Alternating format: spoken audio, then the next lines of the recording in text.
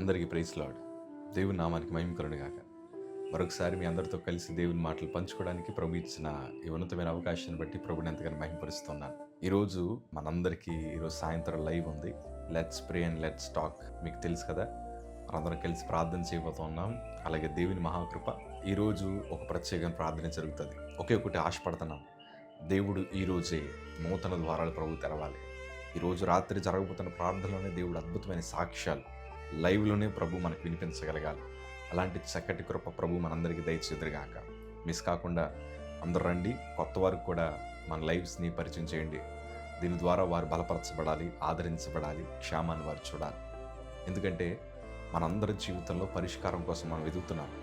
మన శోధన నుండి విడిపించబడాలని, మన ఆర్థిక పరిస్థితి నుండి విడిపించబడాలని, అలాగే మన కుటుంబంలో ఏదో ఒక గొప్ప సాక్ష్యాన్ని మనం వినాలని ఎంతగానో ఆశపడుతున్నాం. దేవుడు మన ఆశలని నెరవేర్చు దేవుడు. కాకపోతే మనం చేసే ప్రార్థనకి తగిన జవాబు రావాలంటే 100% మనందరికీ విశ్వాసం ఉండాలి. విశ్వాసం లేకుండా దేవునికి ఇష్టమే ఉంటా అసాధ్యం. దేవుని వాక్యం ఈ మాట రాయబడి ఉంది. యేసు ప్రభులు వారి స్వయాన ఒక ఆమెతో చెప్పిన మాట.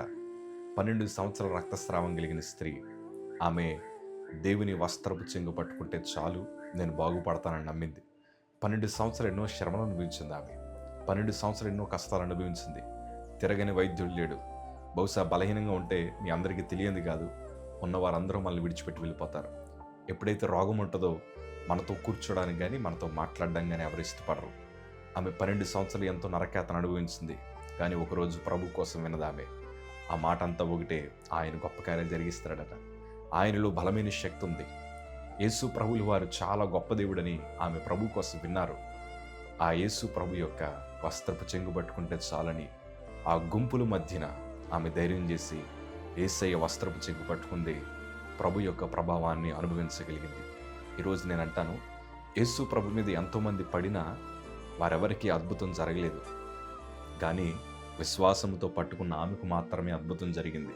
శిష్యులు అంటారు, ప్రభా నీ మీద చాలామంది పడుతున్నారు, ఎవరు పట్టుకున్నారని మేము ఎట్లా చెప్తామయ్యా అంటే, లేదు, నాలో ఉండే ప్రభావాన్ని ఒకరు అనుభవించగలిగారు. ఆ అనుభవించిందంతా ఒకటే, ఆ 12 సంవత్సరాల రక్తస్రావం కలిగిన స్త్రీ ప్రభువుని పట్టుకుంది విశ్వాసంతో.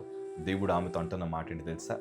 మార్కు సువార్త 5వ అధ్యాయము 34వ మాట చదవగలిగితే, అందుకు ఆయన, కుమారి నీ విశ్వాసము నిన్ను స్వస్థపరచును, సమాధానం గలదాని వైపు. నీ విశ్వాసమే నిన్ను స్వస్థపరిచింది. ఇంతకాలం సమాధానం లేదు, దేవుడు ఆ రోజు ఆమెకు సమాధానం ఇచ్చాడు. ఈరోజు మన జీవితంలో కూడా విశ్వాసంతో ప్రభువుని పట్టుకోండి, దేవుడు మీకు సమాధానం ఇస్తాడు. విశ్వాసంతో ప్రభు దగ్గరికి రండి, దేవుడు మీరు కోల్పోయిందంతా ప్రభు తిరిగి ఇస్తాడు. 12 సంవత్సరాలు పడిన బాధ అంతా ఒక్క క్షణపాటులో ప్రభు నయం చేసినట్లే ఈరోజు నీ జీవితంలో కూడా ప్రభు అద్భుత కార్యములు ప్రభు జరిగించుదురుగాక. Amen. Praise the Lord. God bless you.